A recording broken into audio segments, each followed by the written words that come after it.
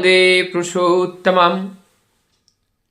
जीवन में एक अवलंबन होना अत्यंत आवश्यक है और वो अवलंबन के बिना ये जीवन आगे नहीं बढ़ पाता है। जैसे कोई लताएं, वो लता जब अपने अवलंबन नहीं मिलता है तो लता आगे नहीं बढ़ पाता है। तो हमारी इस जीवन रूपी लता को अगर आगे बढ़ाना है तो इसके लिए एक अवलंबन की आवश्यकता होती है। वो अवलंबन सतगुरु के रूप में जब हम प्राप्त करते हैं, जब वो जीव दशा में रहकर आचरण करके हमें दिशा निर्देश देते हैं, तब वो अकेला ही हमारे गुरु होते हैं, हमारे आदर्श होते हैं, हमारे आचार्य होते हैं। लेकिन जब वो जीव दशा में नहीं रहते हैं, भौतिक बॉडी में नहीं रहते हैं, जब वो छिप जाते हैं इस जगत से, तब उन्हीं के अनुरूप चलने वाले जो व्यक्ति होते हैं, जो व्यक्तित्व होते हैं, जो पर्सनैलिटी होते हैं, एकदम डिक्टो ऑफ आइडियल, उसी को हम आचार्य कहते हैं, जो हमें आचरण करके दिखाते हैं, सिखाते हैं। और ऐसे आचार्य जब हमारे जीवन में मिलते हैं तो हमारी जीवन का आचरण, चाल चलन, चरित्र में बदलाव आता है।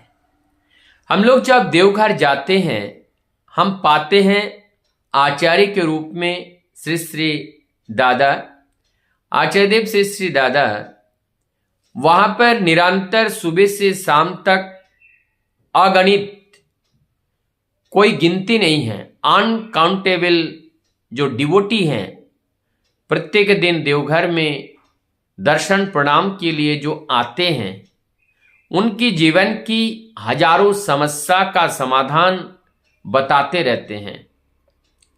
आचार्य दादा कहते हैं, हमारी जीवन की सारे समस्याएं और उसका सारा समाधान एकमात्र इष्टनिष्ठ भाव में रहकर अगर हम चलते हैं तो हमारी जीवन समस्या का समाधान हो जाता है।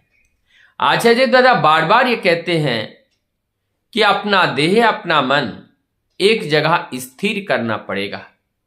हम आपके सानिध्य में बैठे हैं, आपके पास बैठे हैं, लेकिन मन हमारा घर पर काम कर रहा है, तो यहाँ पर सानिध्य लाभ नहीं हुआ। मैं आपके सानिध्य में नहीं हूँ, तो हमें सानिध्य में रहना है, मन को एक जगह रखना है, उसको बांधना है। दादा एक बात बारंबार कहते हैं, देखो हमें परोपकार, हमें दूसरे की सेवा क्यों करनी है? क्योंकि इस जीवन का दूसरे की सेवा के अलावा और कुछ इस जीवन का शेष है ही नहीं। उसका कैसे समझे उस बात को? वो बात ऐसे समझ में आएगा, ये देह हमारे कैसे मिला? मैं जो देह का कपड़ा पहना हूं, ये किसी और ने बनाया? ये देह भी हमें माता पिता के माध्यम से प्राप्त हुआ। देह चलायमान है, इसके लिए परमपिता की दया से प्राण संचर हुआ। और जो परिधान मैं पहन रहा हूं, ये सारे चीज कोई ना कोई भाई बंधु हमें दिए हैं और उनके पीछे हजारों लोगों का कार्य है। किसी ने इस धागा को बनाने के लिए जो रॉ मटेरियल तैयार किया है, किसी ने धागा का निर्माण किया है, किसी ने कपड़े का निर्माण किया है, किसी ने सिलाई करके हमें दिए हैं। जो अन्न हम खा रहे हैं, किसी ने उसे उगाया, किसी ने उसे देख रेख किया, उसे पकाया और उसे खाने योग्य बना करके मार्केट में लाए, घर पे आया, फिर किसी ने पकाया, परोसा, फिर हमने पाया। तो ये प्रोसेस देखने में छोटा लगता है, लेकिन ये छोटा नहीं है। इसका अर्थ हुआ हमारा संपूर्ण जीवन दूसरे के ऊपर निर्भर है। जब यह जीवन दूसरे के ऊपर निर्भरशील होकर चल रहा है दूसरे की सेवा से, तो इसका अर्थ है इस जीवन का उद्देश्य भी दूसरे की सेवा के लिए परमपिता ने बनाया है। यदि उस सेवा को वंचित होकर के यदि हम अपने स्वार्थ के लिए केवल अपना सुख ढूंढे तो इससे बड़ा पागल और दुनिया में कोई नहीं होगा।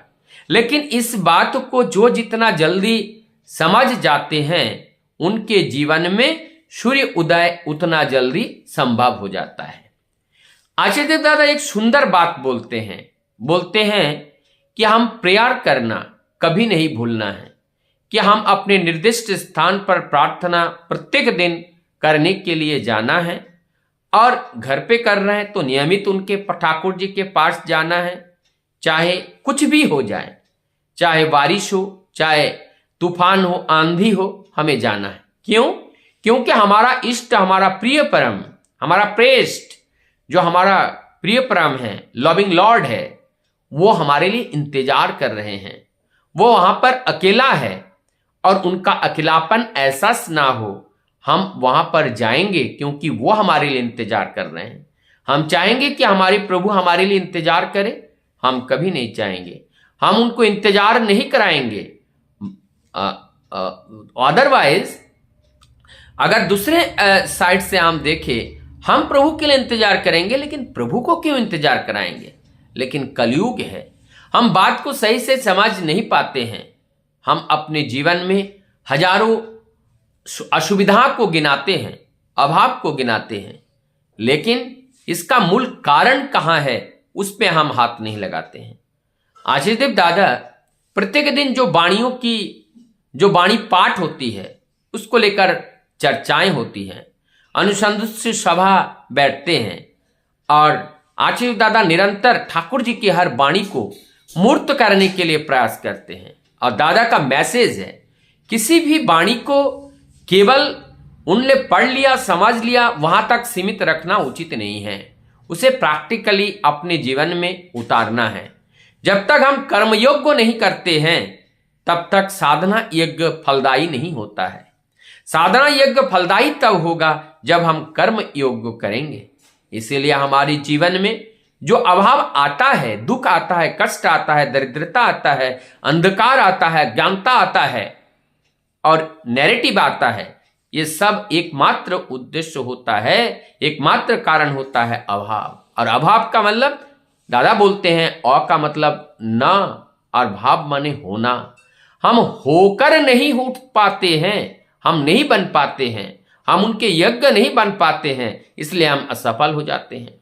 हम परीक्षा में असफल हो गए, इसका मतलब जैसे करना चाहिए वैसे हम नहीं कर पाए।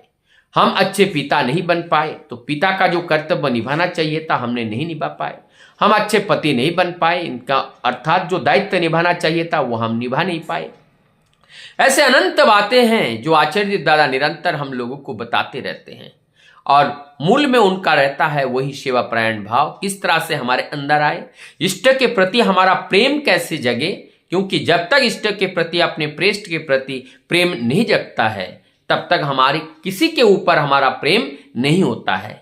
तो प्रेष्ठ के प्रति हमारा प्रेम को जागृत करने के लिए मूर्ख की तरह उन्हें प्यार करना पड़ेगा, उनके निर्देश को पालन करना पड़ेगा। जब हम उनके निर्देश को पालन करेंगे, मूर्त करेंगे अपने जीवन से, ये जीवन में एक परिवर्तन आएगा, और ये परिवर्तन निरंतरता के साथ चरायवीती करते हुए जब हम आगे बढ़ेंगे, निश्चित रूप से वो दिन अवश्य आएगा। ये मानव महामानव में तब्दील होगा। ये असुरिक प्रवृत्ति दूर होकर के दैवीय प्रवृत्ति से भर करके एक दैवीय जीवन गठन होगा, और यही परम दयाल चाहते हैं। अगर ऐसा हम कर्म कर पाएं तो प्रभु के चेहरे पर हंसियां, किलकारियां खिला सकते हैं। वंदे प्रसो।